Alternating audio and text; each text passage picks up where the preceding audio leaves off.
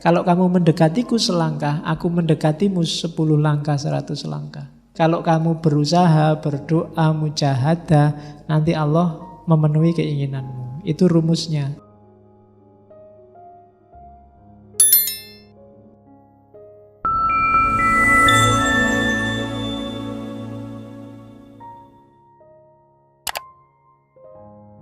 Oke, bismillah. Assalamualaikum warahmatullahi wabarakatuh. Bismillah. Mari kita lanjutkan ngaji filsafat kita. Oke, terus simbolnya insan kamil itu Adam.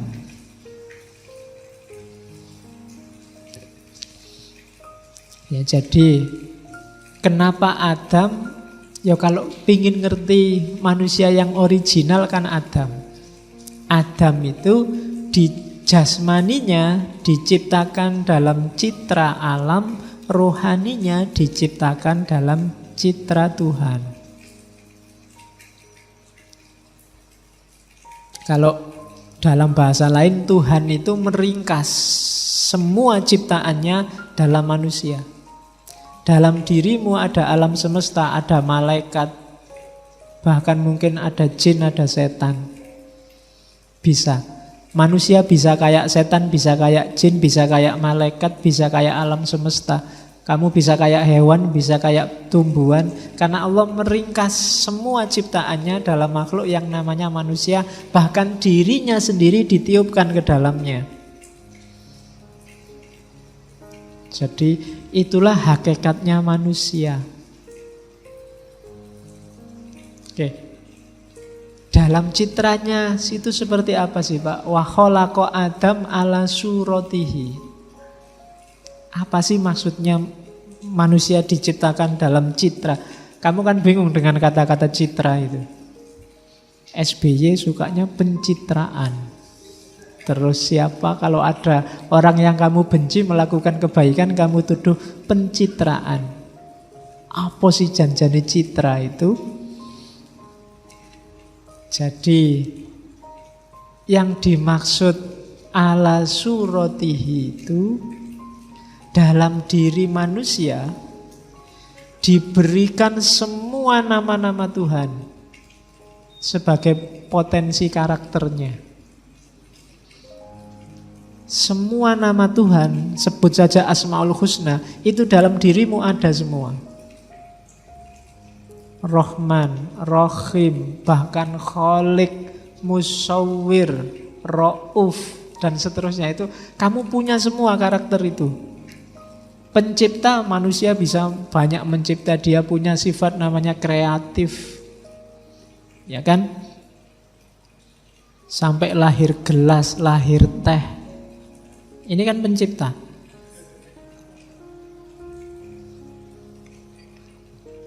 Binatang, hewan tidak ada yang kreatif. Sejak dulu kalau minum ya nyari air, nyari sungai, nyari hujan. Ayam, kambing nggak pernah punya ide bikin teh yuk, bikin kopi yuk, tidak ada. Pokoknya air ya diminum aja. Dia tidak bisa kreatif. Manusia punya, dia punya sifat mencipta sebagaimana Allah. Manusia juga bisa menyiksa sebagaimana Allah. Dalam sejarah banyak kan manusia yang punya karakter menyiksa. Ketika porsi dan proporsinya nggak pas, dia jadi kejahatan. Kalau pas, dia diperbolehkan. Ya dalam konteks tertentu kan kadang dibutuhkan kesulitan-kesulitan, keruwetan-keruwetan demi harmoni. Itu ada karakter-karakter Allah yang di situ dimiliki manusia. Jadi penyayang, kita punya sifat sayang. Rahman Rahim, kasih sayang yang mendalam dan meluas.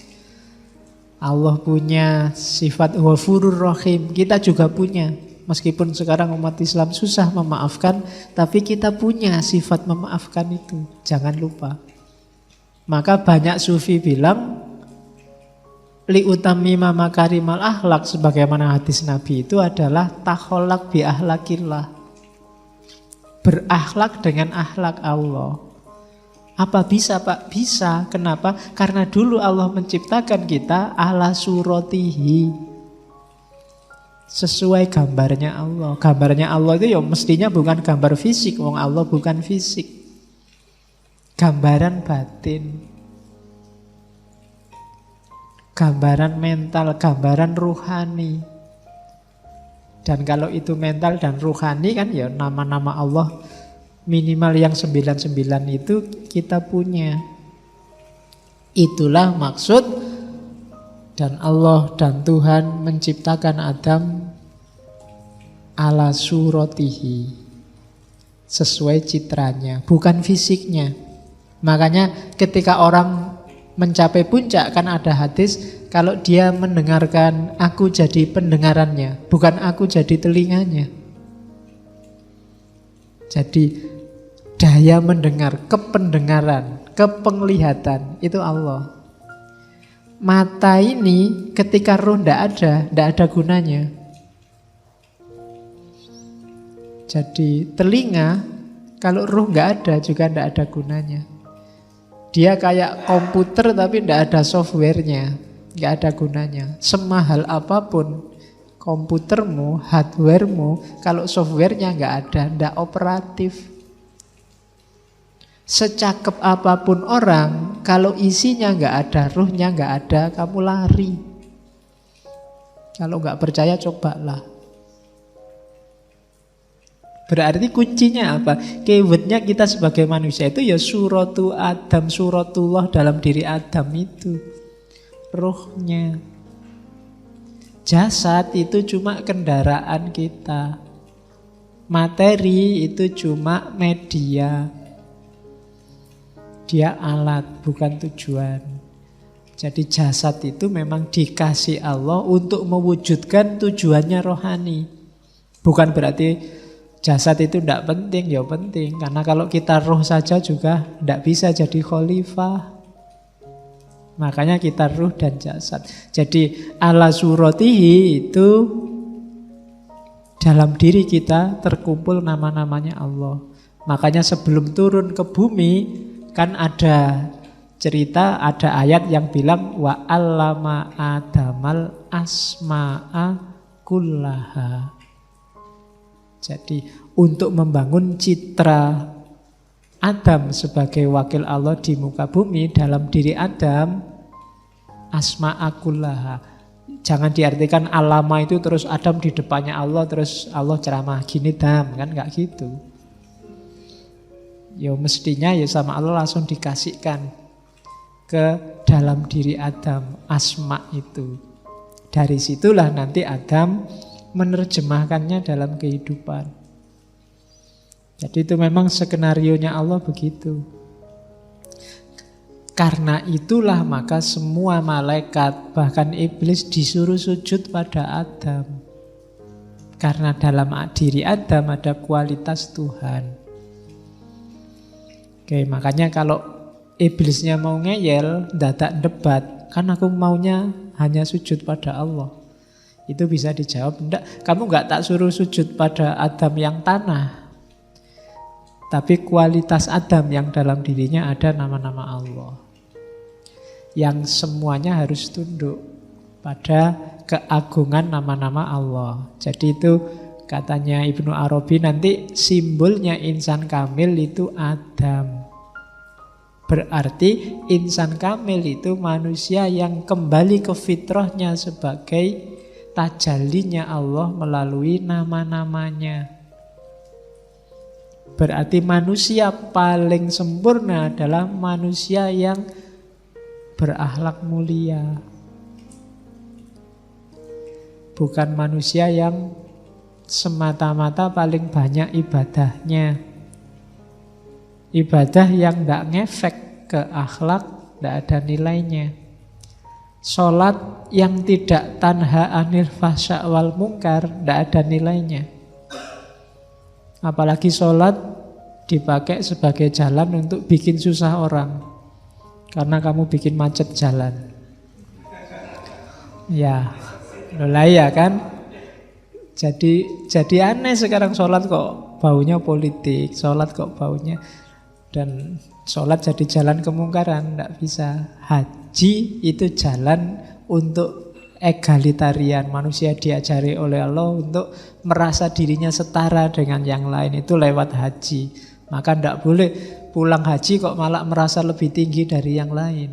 Karena dia sudah haji, yang lain belum. Itu berarti pelajarannya gagal. Karena pelajaran haji adalah pelajaran egalitarianisme. Kalau zakat itu pelajaran tazkiyatul mal, membersihkan harta. Targetnya apa? Jiwa yang tidak terikat, tidak jatuh cinta pada dunia, pada harta. Kalau kamu zakatnya utuh, zakat malnya, zakat fitrahnya beres, tapi jiwamu sangat terikat oleh duniamu, oleh hartamu, berarti targetnya zakat gagal. Visinya zakat gagal.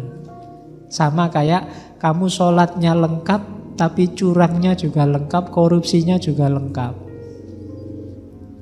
Itu sholat yang tidak ada gunanya. Ada sholat yang malah bikin kamu masuk neraka. Kalau surat Al-Ma'un itu kan, alladzina yura'una, orang yang sholat tapi pamer, tidak masuk surga, malah fawailul lil musallin, kamu masuk neraka wair. Kalau sholatnya untuk pamer, untuk menunjukkan bahwa kamu orang alim, bahwa kamu komitmen pada agama, meskipun sedang musafir tetap sholat dan masuk TV. Itu loh ya, itu kalau ada nuansa biar yang lain tahu betapa kita ini membela, itu berarti riya. Jadi hati-hati menata hatinya ya. Oke, jadi bukan dilarang, cuma ya saling menjaga, saling mengingatkan. Oke ya, jadi itu insan kamil. Kuncinya ada pada akhlak. Takholak bi akhlakillah, hidup dengan landasan asmanya, nama-nama Allah. Oke. Terus, nah, ini ada definisi yang berbeda kalau di Ibnu Arabi. Selama ini kita memahami khalifah itu Allah di sana, kita di sini, alam semesta di sini. Terus kita disuruh oleh Allah untuk ngopeni alam semesta. Itulah khalifah. Katanya Ibnu Arabi tidak begitu.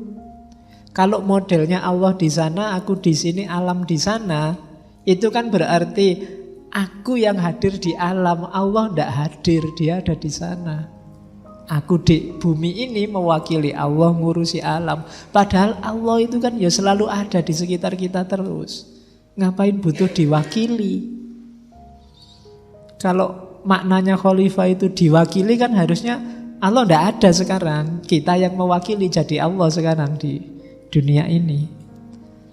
Maksudnya khalifah itu bukan di situ, katanya Ibnu Arabi. Khalifah itu pengganti. Pengganti dalam arti apa? Kitalah yang paling mirip dengan Allah di antara semua makhluk lainnya. Jadi khalifatullah fil ardi adalah makhluk yang paling dekat karakternya dengan Allah di muka bumi. Maka ketika kamu nanti takholak bi ahlakillah, itulah jati dirimu yang sejati. Kalau kamu tidak melakukan itu di muka bumi, berarti kamu sedang mendistorsi hakikatmu sebagai manusia. Jadi rumusannya begitu. Karena awas salah, katanya Ibnu Arabi. Kayak Barat kan merasa kitalah yang menguasai dunia, alam semesta, mari kita taklukkan, kita tundukkan semuanya di bawah kekuasaan kita. Akhirnya diperas habis-habisan alam, kita nanti bingung sekian ratus tahun ke depan sumber daya habis. Itu salah memposisikan makna khalifah. Jadi khalifah itu penggantinya Allah. Bukan berarti Allah tidak hadir. Allah itu selalu hadir. Cuma kitalah yang paling dekat, paling mirip dengan Allah. Sehingga kekamilan kita, kesempurnaan kita sebagai insan adalah ketika kita semakin mirip dengan Allah. Maka insan kamil adalah orang yang mirip, orang yang karakternya adalah karakter ketuhanan. Hidupnya mencerminkan asma-Nya Allah, nama-namanya Allah. Oke. Jadi itu makna insan kamil sebagai khalifah. Terus ada lagi sekarang. Insan kamil tadi sebagai mikrokosmos. Mikrokosmos itu positioningnya, kalau dalam dirimu ini kan tadi saya bilang, kuncinya dirimu kan di roh. Sama, alam semesta ini kuncinya ada di manusia. Posisinya manusia yang mikrokosmos di depan makrokosmos itu sama kayak posisinya roh dalam diri manusia. Jadi insan kamil inilah yang menjamin bumi ini, dunia ini masih hidup. Kalau tidak ada lagi insan kamil, semuanya isinya binatang, setan, itulah saatnya kiamat. Kenapa? Tidak ada ruhnya lagi sudah. Makanya ada hadis, selama masih disebut nama Allah, berarti masih ada orang yang berperilaku sebagai insan kamil, berakhlak dengan akhlaknya Allah. Kiamat tidak akan terjadi. Berarti apa? Ruhnya masih ada, masih hidup. Tapi begitu insan kamilnya tidak ada, ruhnya hilang. Jadi itulah posisinya manusia. Jadi manusia itu penting. Maka kamu jangan nakal-nakal, nanti kiamatnya cepat. Semakin habis insan kamil ya semakin dekat kita sama kiamat. Kenapa? Karena kita ruhnya. Rusaknya dunia ya karena manusia, harmoninya dunia karena manusia. Jangan salah. Tidak karena yang lain. Ya kan? Kenapa kok ozon robek? Kamu kan selalu menyalahkan ini karena pemanasan global. Ya enggak, pemanasan global ya ujungnya manusia. Banyak bencana. Kalau dicermati nanti ujungnya ketemunya manusia lagi. Banjir Pak sekarang. Ya mesti manusia. Kalau nggak percaya coba dicek. Ya kan? Jadi diri kita ternyata tidak mencerminkan asma Allah dalam banyak hal. Kenapa umat Islam kok susah ya diajak kebersihan? Kenapa susah diajak tertib? Kenapa susah diajak harmonis? Ya karena itu tadi. Kita melupakan hakikat keinsan kamilan kita. Jadi jadilah manusia yang sejati, yang utuh. Jadilah insan kamil biar umurnya dunia ini masih lama.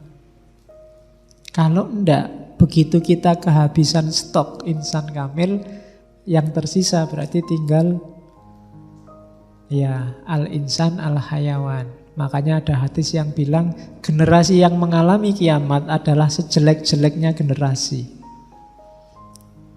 Karena apa? Di era kiamat berarti sudah tidak ada lagi insan kamil.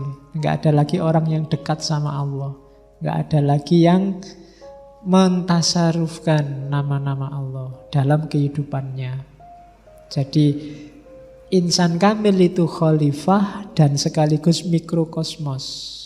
Dia cerminan citranya Allah di muka bumi dan dia kunci dari ketertiban dunia dan kehidupannya. Posisinya kayak roh di atas jasad. Dan alam semesta ini kan memang disediakan oleh Allah untuk manusia, untuk rohnya, untuk intinya. Maka kamu nggak perlu sungkan-sungkan. Pak saya mau membelih ayam Pak, tapi kok kasihan ya. Nggak apa-apa kalau memang butuh itu. Nggak dosa, diperbolehkan sama Allah. Kamu korban, ada yang beleh besar-besaran sapi, kambing, terus kamu wah ini pembantaian besar-besaran. Ya kalau memang diperlukan, dibutuhkan, nggak apa-apa. Jadi karena alam ini untuk kita, cuma hati-hati itu tadi, jangan berlebihan juga jangan kekurangan. Berlebihan akibatnya harmoninya rusak. Kalau harmoni, biasanya kalau sudah berlebihan apa kekurangan, itu yang bunyi sudah kebinatangan, bukan lagi kekamilan. Jadi di tugas kita sebagai manusia untuk mewujudkan amanah dari Allah sebagai mikrokosmos dan sebagai khalifah. Terus kalau di Futuhat diibaratkan manusia dan alam itu kayak apa ya? Alam ini kayak harta bendanya Allah. Manusia ini kayak segelnya, kayak gemboknya atau stempelnya lah kalau hari ini. Jadi mutiaranya, isinya alam semesta kalau itu dianggap mutiara, stempelnya yang menjaga barang ini jadi kunci. Selama kuncinya ada, barangnya aman. Tapi kalau kuncinya nggak ada, habis. Itu kenapa begitu insan kamil nggak ada, kiamat. Sama kayak kamu punya peti, isinya barang-barang berharga, gemboknya hilang. Wassalam. Wong kadang-kadang gemboknya ada aja dicongkel. Apalagi gemboknya hilang. Dan insan kamil itu gemboknya ini tadi yang mengamankan. Dunia ini khazanahnya Allah, alam semesta khazanah Allah. Gembok ini kan mewakili kehadiran yang punya peti, yang punya barang. Dengan adanya gembok, barangnya aman. Itulah kenapa manusia disebut khalifah. Jadi manusia jadi wakilnya Allah. Dengan adanya manusia yang mewakili Allah, alam semesta aman. Dengan adanya gemboknya yang mengamankan barang, isinya aman. Oke. Jadi itulah posisinya Adam di atas alam semesta. Posisinya manusia di atas alam semesta. Oke ya. Jadi jangan malah kontraproduktif. Kontraproduktif itu gemboknya malah ngerusak isinya. Itu yang banyak terjadi hari ini. Harusnya mengamankan malah merusak. Itu manusia. Oke. Ya contohnya banyak.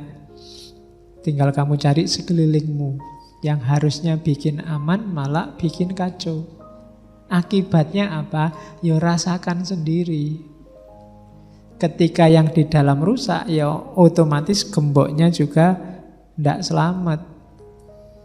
Kalau yang di dalam karatan, gemboknya juga akan ikut karatan.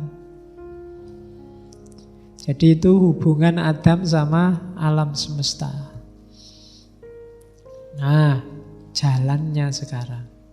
Tadi baru definisinya. Oke. Kita ngaji sak jam sudah ya. Ibnu Arabi nulisnya ratusan halaman. Futuhat itu 560 bab. Futuhat Makkiyah 6 pasal. 6 pasal itu pasal makrifat, muamalah, ahwal, makomat, kemudian munazalah, kemudian manzilah. 6 manazil, munazalah, ya 6. Jadi itu futuhat 6 pasal. Ngapal ke pasalnya gampang, cuma 6. Kamu ngapal ke babnya 560. Itu penting. Nanti kita cuplik satu bab di bagian akhir tentang karakter wali. Jadi insan kamil ini kita bisa nyampe ke makom insan kamil jalurnya 2.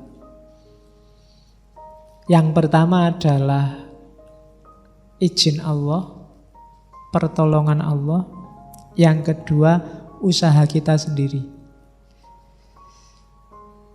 Jadi kamu nyampe makom insan kamil itu bisa anugerah dari Allah. Bisa kamu upayakan sendiri step by step. Kalau sufi ada ahwal, ada makom-makom. Biasanya dua hal ini simultan. Ketika kamu berusaha naik makom sampai insan kamil, Allah menganugerahimu. Ketika kamu setengah jalan, kamu dikasih semuanya sama Allah. Itu kasih sayangnya Allah. Ketika kamu berniat, kan Allah bilang, kalau kamu mendekatiku selangkah, aku mendekatimu 10 langkah, 100 langkah. Jadi ini biasanya simultan. Meskipun ada orang tertentu yang dia belum mendekat, Allah sudah datang. Tapi itu saya sering bilang, itu kudratullah, bukan sunatullah. Tidak bisa dijadikan rumus. Kamu nggak bisa, saya tenang aja Pak, males sholat, males puasa, enggak apa-apa. Kalau Allah mau kan tiba-tiba Allah nanti datang. Enggak bisa, itu enggak bisa dijadikan rumus. Rumusnya tetap kalau kamu berusaha, berdoa, mujahadah, nanti Allah memenuhi keinginanmu. Itu rumusnya. Sama kayak kamu, kalau kamu loncat dari lantai 30, kamu pasti tewas. Itu rumusnya. Bahwa bisa kamu loncat dari lantai 30 tidak tewas, mungkin, tapi tidak bisa dijadikan pedoman.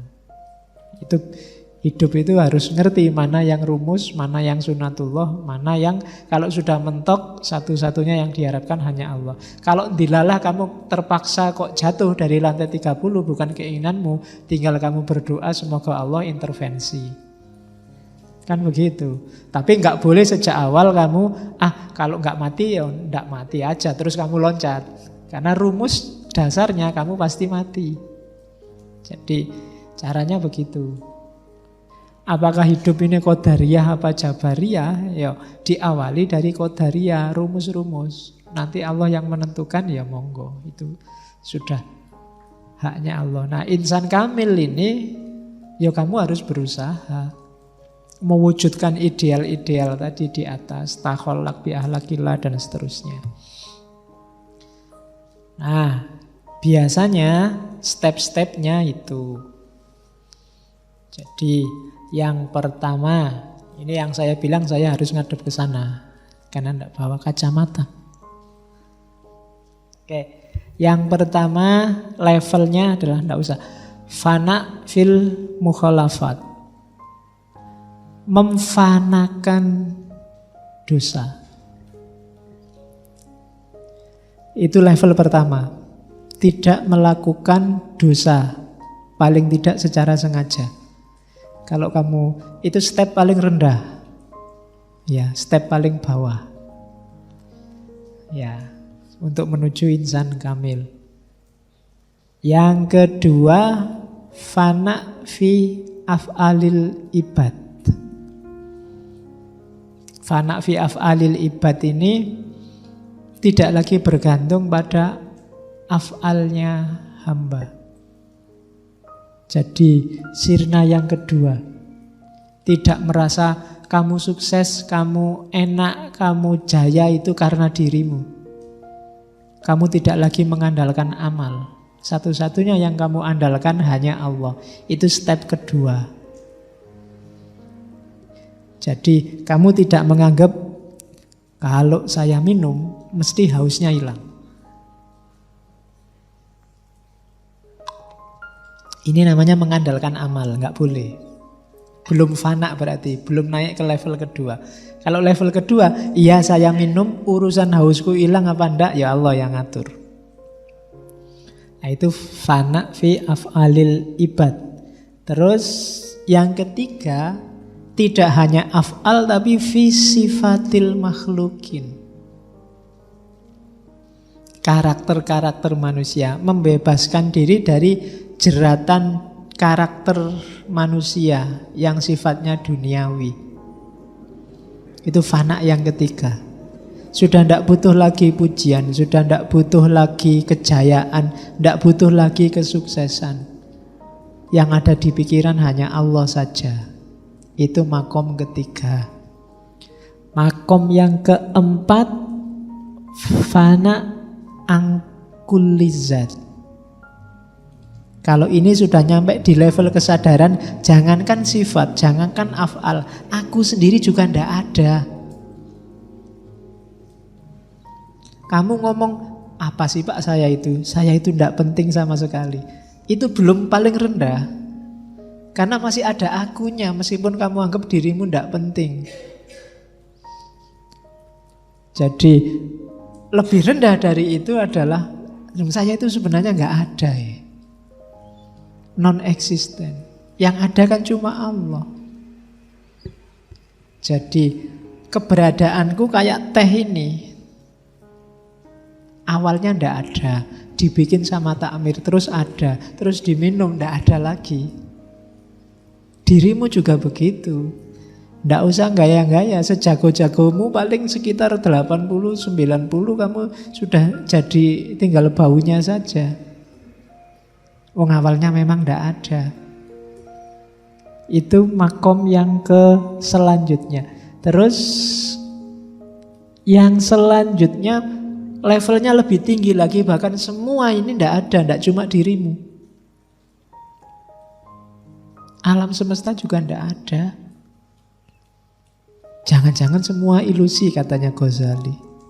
Yang kamu lihat seolah-olah ada, itu ndak ada. Jangan-jangan ini semua mimpi, katanya Descartes.